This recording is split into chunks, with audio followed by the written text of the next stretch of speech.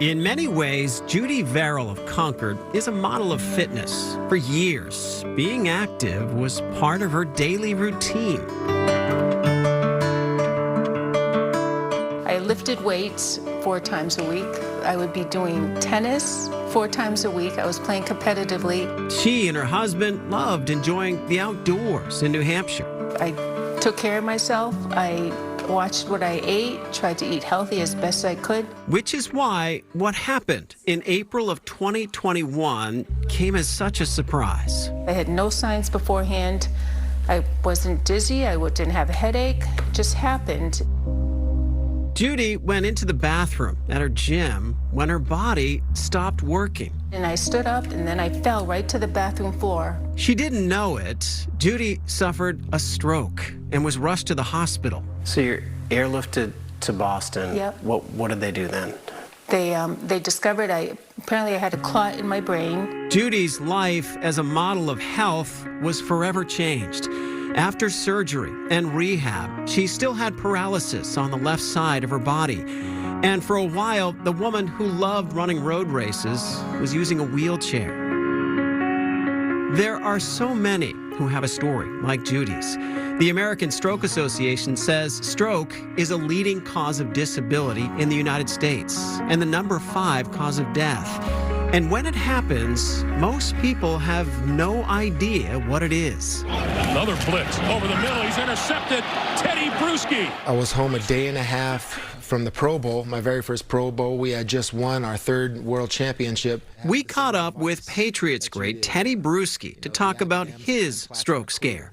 It happened one February night in 2005. I woke up with an unexplained headache, numbness down the left side of my body, and the loss of vision, the left field of vision of both my eyes. And I didn't know what was going on. The 31-year-old NFL player was rushed to a hospital. My doctor put his hand on my shoulder and told me I had a stroke, and I said, "Can you say that again?" I just didn't believe him. But Teddy did something no one expected.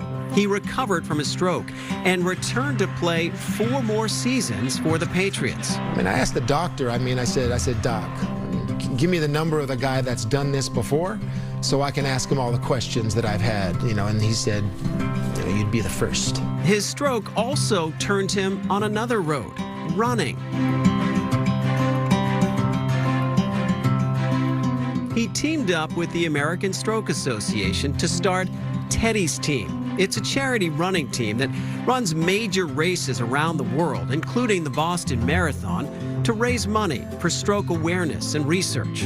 What is that like for you when you see your runners out there, your team members out there running by for your cause? Yeah, it's a great sense of purpose. It's a great sense of appreciation that all of these runners also have their own, stroke heroes, their heart heroes that they're running for. Some of them are survivors directly. Teddy himself has now run the Boston Marathon 3 times.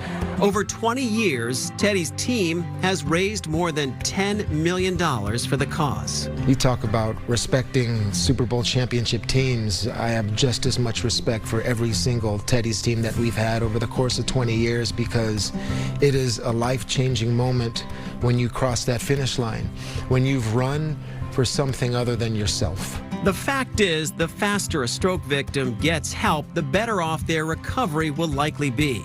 Teddy's team promotes the signs of stroke, summed up by the acronym BE-FAST: balance difficulties, eye changes, face drooping, arm weakness, speech difficulty, time to call 911.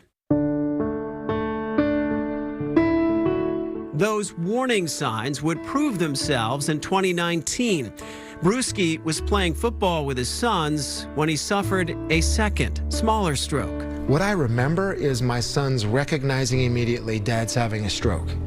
And that's almost like Teddy's team, like a full circle. My sons recognizing it and getting me to the hospital as soon as possible, and that's all I ever wanted to do. 4 years after her stroke, Judy Verrill is getting leg movement back. And while her left arm is still paralyzed, she enjoys riding her recumbent bike and her stationary bike inside.